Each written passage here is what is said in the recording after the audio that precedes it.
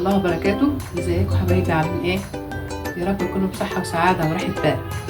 ان شاء الله النهارده باذن الله هنعمل بط. مكونات البط هيبقى بصل، 3 بصلات كبار، كمون وملح وزبيب وكوبايه ميه.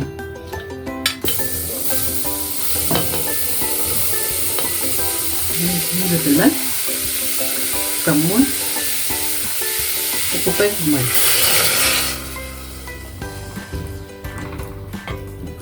ان شاء الله لما البصله تستوي ارجع لكم تاني. جبت لكم المرتة بعد المرتة ما استوت ننزل عليها بالزبيب،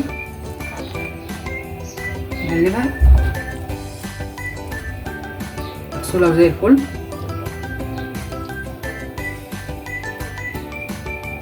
خيطها هاتوا الابره عشان البصل ما يخرجش منها. ننزل بالبطه في الميه بتغلي.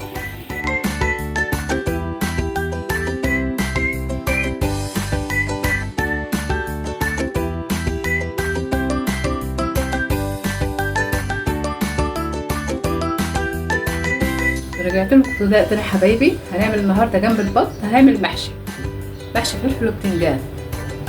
مكونات: معلقه زبده، زيت، ملح وبهارات وبصل وبقدونس وكزبره وشبت و3 فصوص ثوم مفرومين وعصير طماطم. هننزل بالزيت، معلقه الزبده. بنستعمل النهارده زبده هرد. ننزل بالبصله، مش هنحمرها قوي.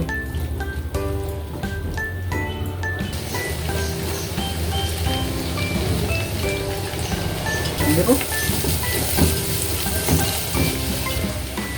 ننزل بالثوم، طبعا كلنا بنحب المحشي جنب البط. ننزل بعصير الطماطم، ننزل بالتوابل،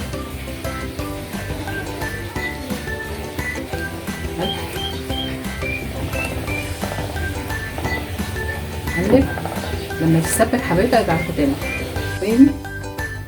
حضرنا الصلصه وكوبايتين الرز وفرشت تحت المحشي بصله مقطعه.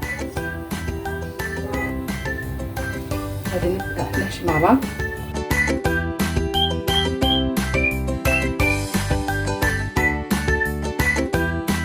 أكلة جميلة ولذيذة كلنا بنحبها.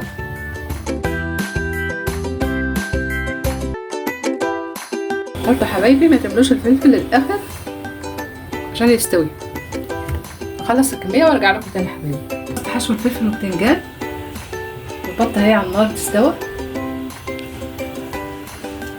نسقي بقى المحشي شوربة البط.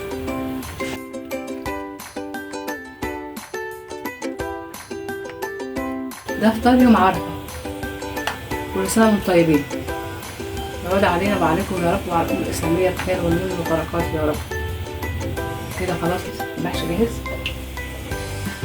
رجعت لكم تاني حبايبي بعد ما خلصنا البط استوت اهي. هنا هندهن الزيت كده.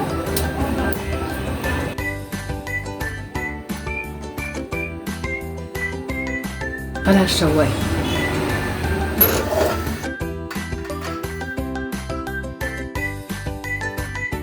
خلصنا المحشي فرغناه وحمرنا البط والمرتة اهي. جربوها. كل سنة وانتم طيبين بصحة وسعادة وراحة البال يا رب.